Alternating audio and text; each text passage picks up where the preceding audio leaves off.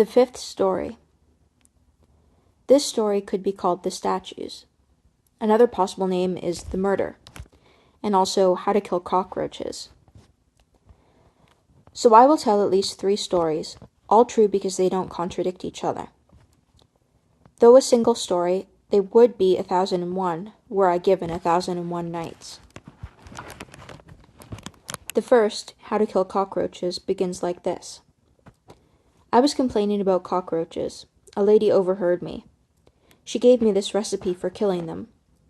I was to mix equal parts sugar, flour, and plaster. The flour and sugar would attract them, the plaster would dry up their insides. That's what I did. They died. The other story is actually the first one and is called The Murder. It begins like this. I was complaining about cockroaches. A lady overheard me. The recipe follows. And then comes the murder. The truth is that I was only complaining about cockroaches in the abstract, since they weren't even mine. They belonged to the ground floor and would crawl up the building's pipes to our home. Only once I prepared the mixture did they become mine too. In our name, then, I began to measure and weigh the ingredients with a slightly more intense concentration. A vague resentment had overtaken me, a sense of outrage. By day, the cockroaches were invisible, and no one would believe in the secret curse that gnawed at such a peaceful home. But if they, like secret curses, slept during the day, there I was preparing their evening poison. Meticulous, ardent, I concocted the elixir for drawn-out death. An excited fear and my own secret curse guided me. Now I icily wanted just one thing, to kill every cockroach in existence. Cockroaches crawl up the pipes while we, worn out, dream. And now the recipe was ready, so white. As if for cockroaches as clever as I was, I expertly spread the powder until it looked more like something from nature. From my bed, in the silence of the apartment, I imagined them crawling one by one up to the laundry room where the darkness was sleeping, just one towel alert on the clothesline. I awoke hours later with a start and realized how late it was. It was already dawn. I crossed the kitchen.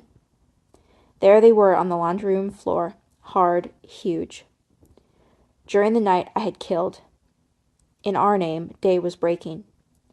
Up in the favela, a rooster crowed. The third story that now begins is one about the statues. It begins by saying that I had been complaining about cockroaches. Then comes the same lady. It keeps going up to the point where, near dawn, I awake, and still sleepy, cross the kitchen. Even sleepier than I is the room from the perspective of its tile floor. And in the darkness of dawn, a purplish glow that distances everything, I discern at my feet shadows and white forms, dozens of statues scattered, rigid. The cockroaches that have hardened from the inside out. Some belly up, others in the middle of a gesture never to be completed. In the mouths of some, a bit of the white food. I am the first witness of daybreak in Pompeii. I know how this last night went. I know of the orgy in the dark.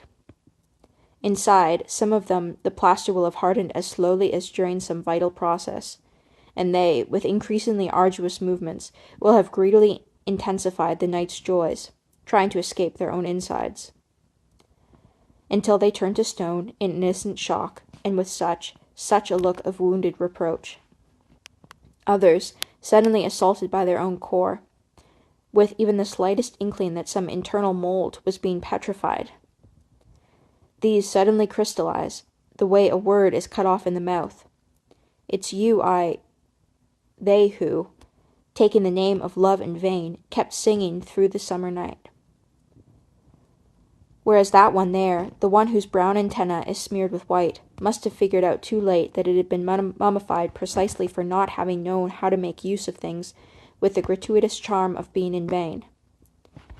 Because I looked too deep inside myself. Because I looked too deep inside.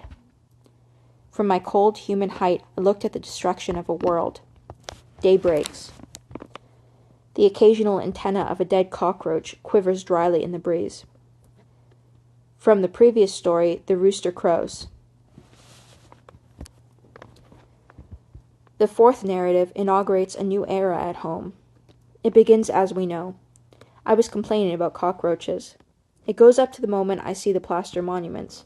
Dead, yes. But I look toward the pipes, from where this very night a slow but living population will renew itself in single file. So would I renew the lethal sugar every night? Like someone who can no longer sleep without the eagerness of a rite. And every dawn lead myself to the pavilion with the compulsion of greeting the statues that my sweaty knight has been erecting. I trembled with wicked pleasure at the vision of that double life of a sorceress. And I also trembled at the sign of plaster drying, the compulsion to live that would burst my internal mold. A harsh instant of choosing between two paths that, I thought, are bidding each other farewell, and sure that either choice would be a sacrifice, me or my soul. I chose.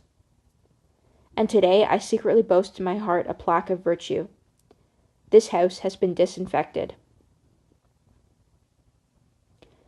The fifth story is called Leibniz and the Transcendence of Love in Polynesia. It begins like this. I was complaining about cockroaches.